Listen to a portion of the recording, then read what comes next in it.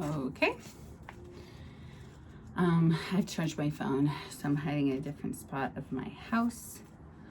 We are on a new section. Together tomorrow we will read the little vignette that's after American translation. We're in our third section of the book. Tomorrow in class we'll read this part together because we didn't get to that today, especially fifth period, because we had the fire drill, which kind of ruined our vibe. But last we make it work. As you notice, and as I kind of alluded to in class, we are staying with the daughter stories for this next section again, going with Lena. The last time we saw Lena was when?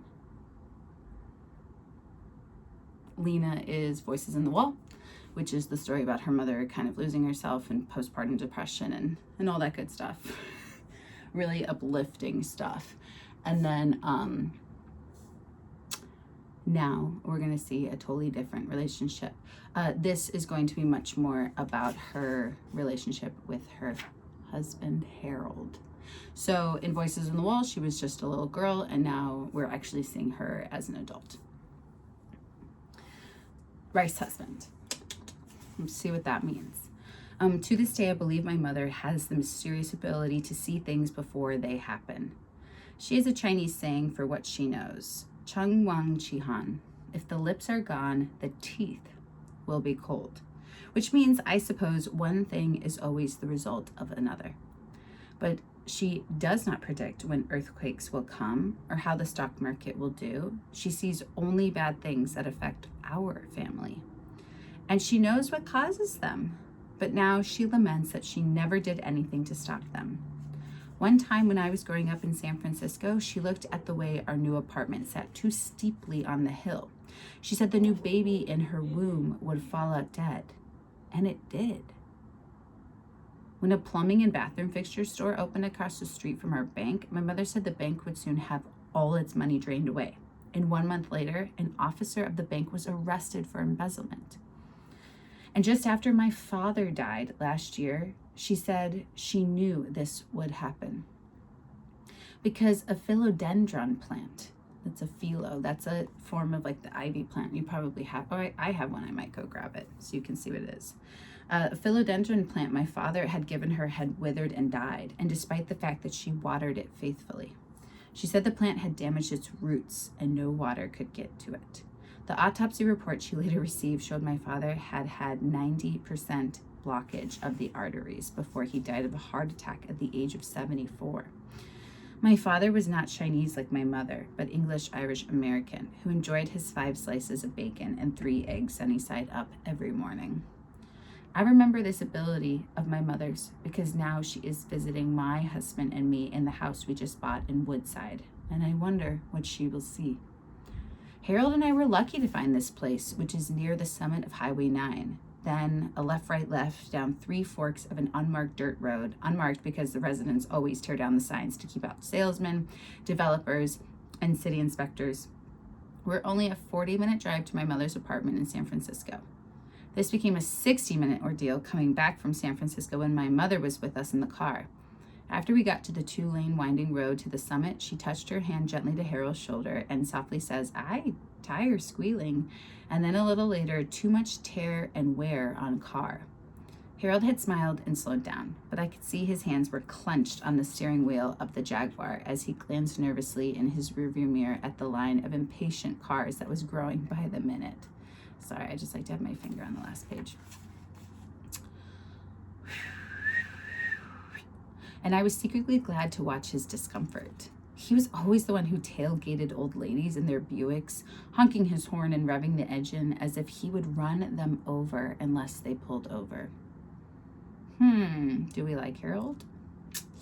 I don't like that. And at the same time, I hated myself for being mean-spirited, for thinking Harold deserved this torment. Yet I couldn't help myself. I was mad at Harold, and he was exasperated with me. That morning, before we picked my mother up, he had said, "You should pay for the exterminators because Miragai is your cat, and so they're your fleas. It's only fair."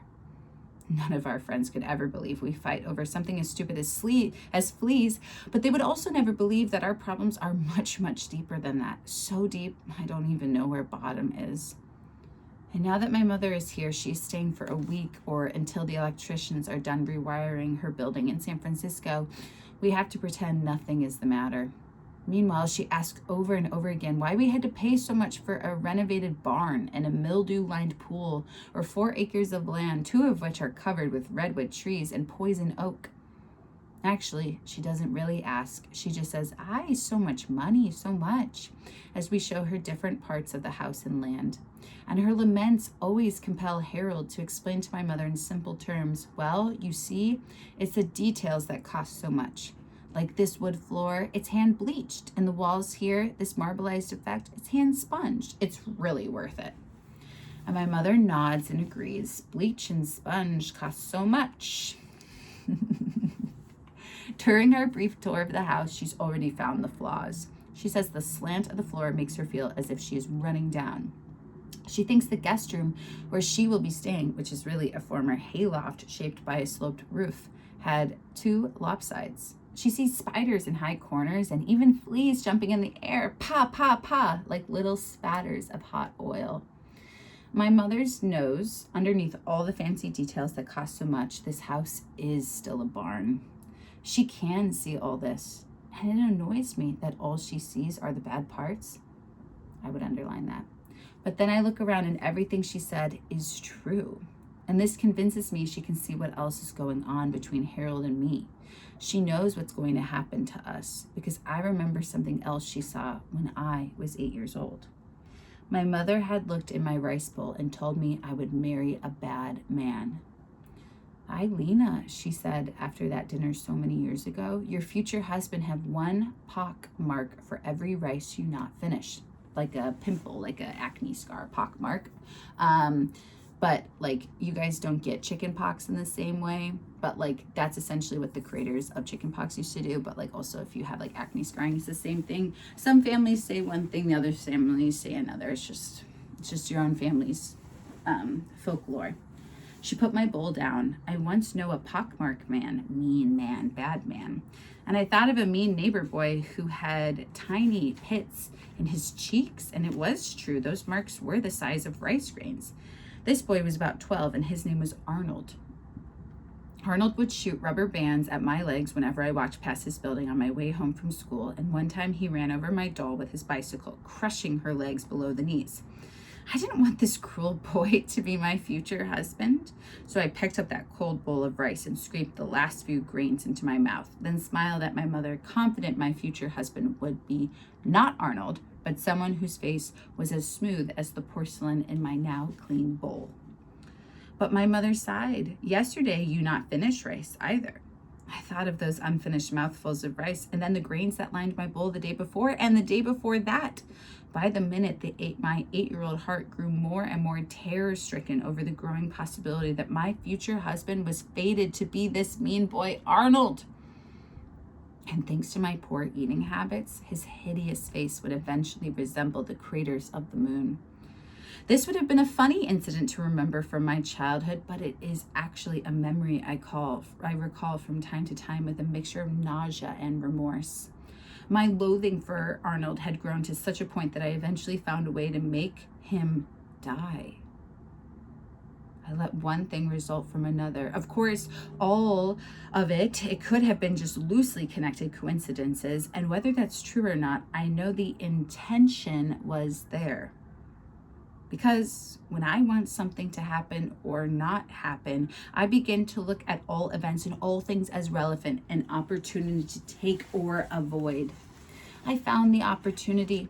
The same week my mother told me about the rice bowl and my future husband, I saw a shocking film at Sunday school.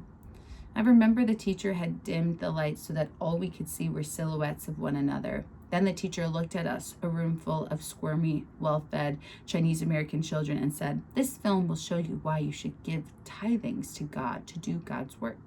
She said, "I want you to think about a nickel's worth of candy money, and however much you eat each week, your God In plenties, your Necco wafers, your jujubes. Oh, sorry, your good in plenties, sorry.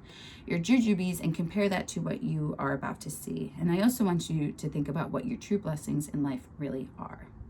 And then she set the film projector clattering away. The film showed missionaries in Africa and India.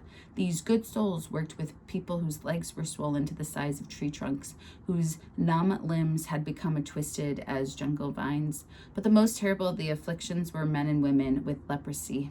Their faces were covered with every kind of misery I could imagine. Pits and pustules, cracks and bumps, fissures that I was sure erupted with the same vehemence as snails writhing in a bed of salt. If my mother had been in the room, she would have told me these poor people were victims of future husbands and wives who had failed to eat platefuls of food. After seeing this film, I did a terrible thing. I saw what I had to do so I would not have to marry Arnold. I began to leave more rice in my bone. And then I extended my prodigal ways beyond Chinese food. I did not finish my cream corn, broccoli, Rice Krispies, or peanut butter sandwiches. And once, when I bit into a candy bar and saw how lumpy it was, how full of secret dark spots and creamy goo, I sacrificed that as well. I considered that probably nothing would happen to Arnold, that he might not get leprosy, move to Africa, and die. And this somehow balanced the dark possibility that he might. He didn't die right away. In fact, it was some 5 years later, by which time I had become quite thin. I had stopped eating, not because of Arnold, whom I had long forgotten, but to be fashionably anorexic like all the other 13-year-old girls who were dieting and finding other ways to suffer as teenagers. I was sitting at the breakfast table, waiting for my mother to finish packing a sack lunch, which I always promptly threw away as soon as I rounded the corner.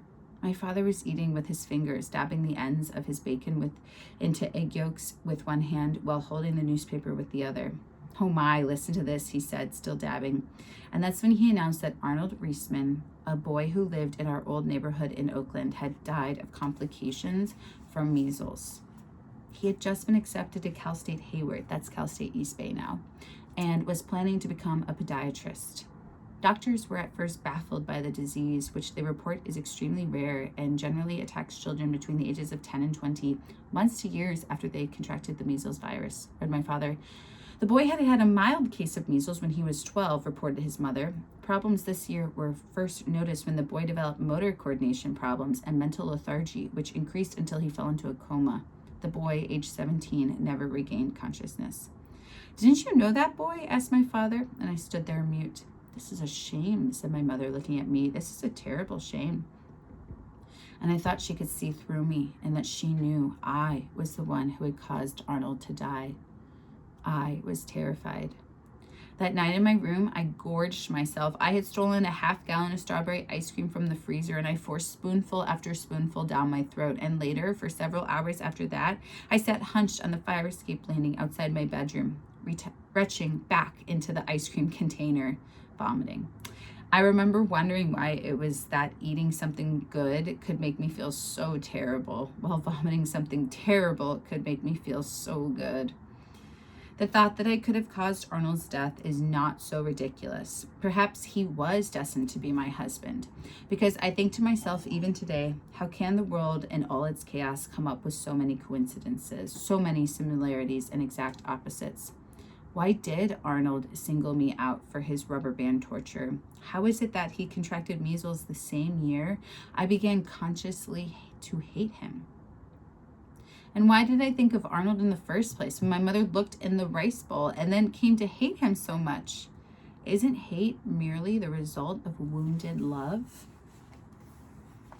And even when I can finally dismiss all of this as ridiculous, I still feel that somehow, for the most part, we deserve what we get. I didn't get Arnold. I got Harold. So how does she feel about Arnold? What did we just learn there? That perhaps maybe in her youth she did like him? That's pretty common for you youths, right? You guys are mean to the kids you like sometimes. I mean, it's kind of old school and it's problematic, obviously, but when I taught middle school, that was definitely the thing that I saw the most. And girls too. It wasn't just the boys. Harold and I work at the same architectural firm, Levotny and Associates. Only Harold Levotny is a partner and I am an associate. We met 8 years ago before he started Levotny and Associates. I was 28, a project assistant, and he was 34. We both worked in the restaurant design and development division of Harned, Kelly, and Davis. We started seeing each other for working lunches to talk about the projects, and we would always split the tab right in half, even though I usually ordered only a salad because I have this tendency to gain weight easily. Later, when we started meeting secretly for dinner, we still divided the bill. And we just continued that way. Everything right down the middle. If anything, I encouraged it. Sometimes I insisted on paying for the whole thing, meals, drinks, tip, and it really didn't bother me. Lena, you're really extraordinary, Harold said after 6 months of dinners, 5 months of post-prandial lovemaking, and 1 week of timid and silly love confessions. We were lying in bed between new purple sheets I had just bought for him. His old set of white sheets were stained in revealing places, not very romantic. And he nuzzled my neck and whispered, I don't think I've ever met another woman who's so together. And I remember feeling a hiccup of fear upon hearing those words, another woman, because I could imagine dozens, hundreds of adoring women eager to buy Harold breakfast, lunch, and dinner to feel the pleasure of his breath on their skin. Then he bit my neck and said in a rush, nor anyone who's as soft and squishy and lovable as you. And with that, I swooned inside, caught off balance by this latest revelation of love, wondering how such a remarkable person as Harold could think I was extraordinary. Now that I'm angry at Harold, it's hard to remember what was so remarkable about him. And I know they're there, the good qualities, because I wasn't that stupid to fall in love with him to marry him. All I can remember is how awfully lucky I felt, and consequently how worried I was that all this undeserved good fortune would someday slip away. When I fantasized about moving in with him, I also dredged up my deepest fears, that he would tell me I smelled bad, that I had terrible bathroom habit, that my taste in music and television was appalling. I worried that Harold would someday get a new prescription for his glasses and he'd put them on one morning, look me up and down and say, why gosh, you aren't the girl I thought you were, are you? Is this a reflection of what Harold's saying and thinking, or is this Lena's own insecurity that she's then projecting onto him? He kind of sucks. Like, let's be clear, like, we obviously are going to not like him that much because we're team the girls, but oof. And I think the feeling of fear never left me, that I would be caught someday, exposed as a sham of a woman. But recently, a friend of mine, Rose, that's Rose Shue, who's in therapy now because her marriage has already fallen apart, told me those kinds of thoughts are commonplace in women like us. At first, I thought it was because I was raised with all this Chinese humility, Rose said, or that maybe it was because when you're Chinese, you're supposed to accept everything, flow with the Tao and not make waves. But my therapist said, why do you blame your culture, your ethnicity? And I remembered reading an article about baby boomers, how we expect the best, and when we get it, we worry that maybe we should have expected more because it's all diminishing returns after a certain age. And after my talk with Rose, I felt better about myself. And I thought, of course, Harold and I are equals in many respects. He's not exactly handsome in the classic sense, although clear skin and certainly attractive in that wirily intellectual way. And I may not be a raving beauty, but a lot of women in my aerobics class tell me I'm exotic in an unusual way, and they're jealous that my breasts don't sag now that small breasts are in. This is the 80s. Diet culture, small boobs, and small butts were very in. The 90s, like the late 80s and early 90s changed that, and like people were really into butts, people were into bigger chests, like Baywatch, that kind of thing. Sir Mix-a-Lot's Baby Got Back, okay. The 90s were good, and then the 2000s we got skinny again, and then we got body positive again, and now we are in skinny craze. And let me tell you, just do you, because it's good for your heart to just stay the way, whatever you are, just stay it, and you will live long as long as you're healthy and balanced in your life.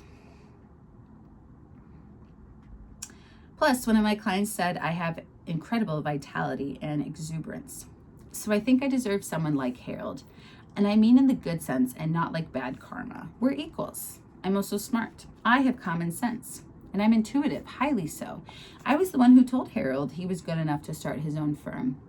When we were still working at Harned, Kelly and Davis, I said, Harold, the firm knows what a good deal it has with you. You're the goose who lays the golden egg. If you started your own business today, you'd walk away with more than half the restaurant clients. And he said, laughing, half? Boy, that's love. And I shouted back, laughing with him, more than half. You're that good. You're the best there is in restaurant design and development. You know it, and I know it, and so do a lot of restaurant developers. That was the night he decided to go for it.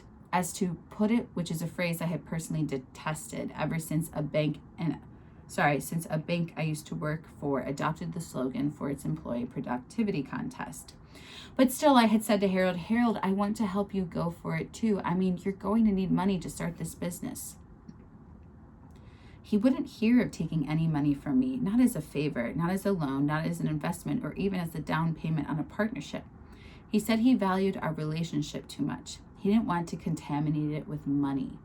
He explained, I wouldn't want a handout any more than you'd want one. As long as we keep the money thing separate, we'll always be sure of our love for each other. I wanted to protest. I wanted to say, no, I'm not really this way about money. The way we've been doing it, I'm really into giving freely. But I didn't know where to begin. I wanted to ask him what woman had hurt him in this way that made him so scared about accepting love in all its wonderful forms. But then I heard him saying that I'd been waiting to hear a long, long time. Actually, you could help me out if you moved in with me. I mean, that way I could use the $500 rent you paid to me. That's a wonderful idea, I said immediately, knowing how embarrassed he was to have to ask me that way. I was so deliriously happy that I didn't matter that the rent on my studio was really only $435. Besides, Harold's place was much nicer, a 2-bedroom flat with a 240-degree view of the bay. It was worth the extra money, no matter whom I shared the place with. So within the year, Harold and I quit Harned, Kelly, and Davis, and he started Lena and Associates, and I went to work there as a project coordinator. And no, he didn't get half the restaurant clients of Harned, Kelly, and Davis. In fact, Harned, Kelly, and Davis threatened to sue if he walked away with even one client over the next year. So I gave him pep talks in the evening when he was discouraged. I told him how he should do more avant-garde thematic restaurant design to differentiate himself from the other firms. Who needs another brass and oakwood bar and grill, I said. Who wants another pasta place in sleek Italian Moderno? How many places can you go to with police cars lurching out from the walls? This town is a chock-a-block with restaurants that are just clones of the same old themes. You can find a niche. Do something different every time. Get the Hong Kong investors who are willing to sink some bucks into American ingenuity. He gave me his adoring smile, the one that said, I love it when you're so naive, and I adored his looking at me like that. So I stammered out my love. You could do new themed eating places, home on the range. All the home-cooked mom stuff, mom at the kitchen range with a gingham apron and mom waitresses leaning over telling you to finish your soup. And maybe you could do a novel menu restaurant, food from fiction, sandwiches from Lawrence Sanders' murder mysteries, just desserts from Nora Ephron's heartburn, and something else with a magic theme or jokes or gags or... Harold actually listened to me. He took those ideas and he applied them in an educated, methodical way. He made it happen, but still, I remember it was my idea. And today, Lena and Associates is a growing firm of 12 full-time people, which specializes in thematic restaurant design, what I still like to call theme eating. Harold is the concept man, the chief architect, the designer, the person who makes the final sales presentation to a new client. I work under the interior designer because, as Harold explains, it would not seem fair to other employees if he promoted me just because we are now married. That was 5 years ago, 2 years after he started Lena and Associates. And even though I am very good at what I do, I have never been formally trained in this area. When I was majoring in Asian American Studies, I took only one relevant course in theater set design for a college production of Madame Butterfly. Can we pause for a second and just talk about how annoying that is for Lena in the terms of, like, some of your parents probably feel this way and some of your parents are the opposite. There are some parents who believe in kind of the nepotism way of, like, you're related to me, so therefore I'm going to give you offers. You can still work for it, but let's go. And then there's others that are like Harold, that's like, I'm not going to give you special favors. I don't want people to feel that way. But unfortunately, other people work in nepotism, and it creates a really interesting conversation about fairness. And is it fair for somebody to have their moral compass be not to push you ahead? Because for Lena, she's really stuck in a very tight position here. And so I don't know, it's just something to think about, especially for your own life, if you choose to be that way with your children. At Levotny and Associates, I procure the theme elements. For one restaurant called the Fisherman's Tale, one of my prize findings was a yellow varnished wood boat stenciled with the name Overboard. And I was the one who thought the menu should dangle from miniature fishing poles and the napkins be printed with rulers that have inches translating into feet. For a Lawrence of Arabia deli called Très Chic, I was the one who thought the place should have a bizarre effect, and I found the replicas of cobras lying on fake Hollywood boulders. I love my work when I don't think about it too much. And when I do think about it, how much I get paid, how hard I work, how fair Harold is to everyone except me, I get upset. Fair. Where do we keep seeing that in this chapter? So really, we're equals, except that Harold makes about 7 times more than what I make. He knows this too because he signs my monthly check, and then I deposit it into my separate checking account. Lately, however, this business about being equals started to bother me. It's been on my mind, only I didn't really know it. I just felt a little uneasy about something. And then about a week ago, it all became clear. I was putting the breakfast dishes away and Harold was warming up the car so we could go to work. And I saw the newspaper spread open on the kitchen counter. Harold's glasses on top, his favorite coffee mug with the chipped handle off to the side. And for some reason, seeing all these little domestic signs of familiarity, our daily ritual, made me swoon inside. But it was as if I were seeing Harold for the first time we made love, this feeling of surrendering everything to him with abandon, without caring what I got in return. And when I got into the car, I still had the glow of that feeling, and I touched his hand and I said, "Harold, I love you." And he looked in the rearview mirror, backing up the car, and said, "I love you too. Did you lock the door?" And just like that, I started to think, it's just not enough. Harold jingles the car keys and says, "I'm going down the hill to buy stuff for dinner. Steaks okay? Want anything special?" "We're out of rice," I say, discreetly nodding toward my mother, whose back is turned to me. She's looking out the kitchen window at the trellis of bougainvillea. And then Harold is out the door, and I hear the deep rumble of the car and then the sound of crunching gravel as he drives away.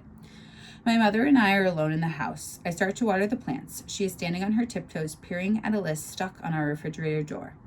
The list says Lena and Harold, and under each of our names are things we bought and how much they cost. There's a list. You can pause it. It's inverted, but you can look at it on your own. I'm not going to say it out loud. The way things are going this week, Harold's already spent over $100 more, so I'll owe him around $50 from my checking account. Oh my God. "What is this writing?" asked my mother in Chinese. "Oh, nothing really, just things we share," I say as casually as I can. And she looks at me and frowns, but doesn't say anything. She goes back to reading the list, and this time more carefully, moving her finger down each item. And I feel embarrassed knowing what she's saying. I'm relieved that she doesn't see the other half of it, the discussions. Through countless talks, Harold and I reached an understanding about not including personal things like mascara and shaving lotion, hairspray or big shavers, tampons or athlete's foot powder. When we married at City Hall, he insisted on paying the fee. I got my friend Robert to take photos. We held a party at our apartment and everybody brought champagne. And when we bought the house, we agreed that I should pay only a percentage of the mortgage based on what I earn and what he earns, and that I should own an equivalent percentage of community property. This is written in our prenuptial agreement. Since Harold pays more, he had the deciding vote on how the house should look. It is sleek, spare, and what he calls fluid. Nothing to disrupt the line, meaning none of my cluttered look. As for vacations, the one we choose together is 50-50. The others Harold pays for, with the understanding that it's a birthday or Christmas present or an anniversary gift. And we've had philosophical arguments over things that have gray borders, like my birth control pills, or dinners at home when we entertain people who are really his clients, or my old friends from college, or food magazines that I subscribe to, but he also reads only because he's bored, not because he would have chosen them for himself. Oh my God, you guys, we're going to have so much to talk about with this chapter. This chapter kills me sometimes. I hate this man and I hate this relationship, and I wish this love would never find anybody. And we still argue about Mirror Guy, the cat, not our cat or my cat, but the cat that was his gift to me for my birthday last year. This you do not share, exclaims my mother in an astonished voice, and I'm startled, thinking she had read my thoughts about Mirror Guy. But then I see she's pointing to ice cream on Harold's list. My mother must remember the incident on the fire escape landing where she found me, shivering and exhausted, sitting next to that container of regurgitated ice cream. I could never stand the stuff after that. And then I am startled once again to realize that Harold has never noticed that I don't eat any of the ice cream he brings home every Friday evening. Why you do this? My mother has a wounded sound in her voice, as if I had put the list up to hurt her. I think how to explain this, recalling the words Harold and I have used with each other in the past, so we can eliminate false dependencies. Be equals love without obligation. But these are words she could never understand. So instead, I tell my mother this. I don't really know. It's something we started before we got married, and for some reason, we never stopped. When Harold returns from the store, he starts the charcoal. I unload the groceries, marinate the steaks, cook the rice, and set the table. My mother sits on a stool at the granite counter, drinking from a mug of coffee I poured for her. Every few minutes, she wipes the bottom of the mug with a tissue she keeps stuffed in her sweater sleeve. My mom does that too.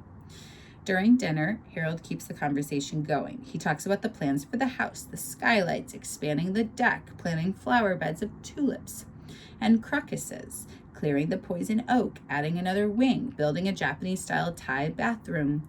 And then he clears the table and starts stacking the plates into the dishwasher. Who's ready for dessert? He asked, reaching into the freezer. I'm full, I say.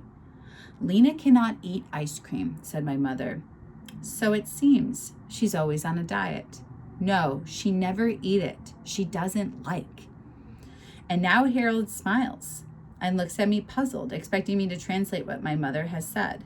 It's true, I say evenly. I've hated ice cream almost all my life. Harold looks at me as if I too were speaking Chinese and he could not understand. I guess I assumed you were just trying to lose weight. Oh well. She becomes so thin now you cannot see her, says my mother. She like a ghost disappear. That's right. Christ, that's great, exclaimed Harold, laughing, relieved and thinking my mother is graciously trying to rescue him. But she's not. After dinner, I put clean towels on the bed in the guest room. My mother is sitting on the bed. The room has Harold's minimalist look to it, the twin bed with plain white sheets and white blanket, polished wood floors, a bleached oak wood chair, and nothing on the slanted gray walls. The only decoration is an odd-looking piece right next to the bed, an end table made out of a slab of unevenly cut marble and then thin crisscrosses of black lacquer wood for the legs. My mother puts her handbag on the table and the cylindrical black vase on top starts to wobble. The frisas in the vase quiver. Careful, it's not too sturdy, I say. The table is a poorly designed piece that Harold made in his student days. I've always wondered why he's so proud of it. The lines are clumsy. It doesn't bear any of the traits of fluidity that are so important to Harold these days. What use for? Asked my mother, jiggling the table with her hand. You put something else on top. Everything fall down. Chung Wang Ching Hong.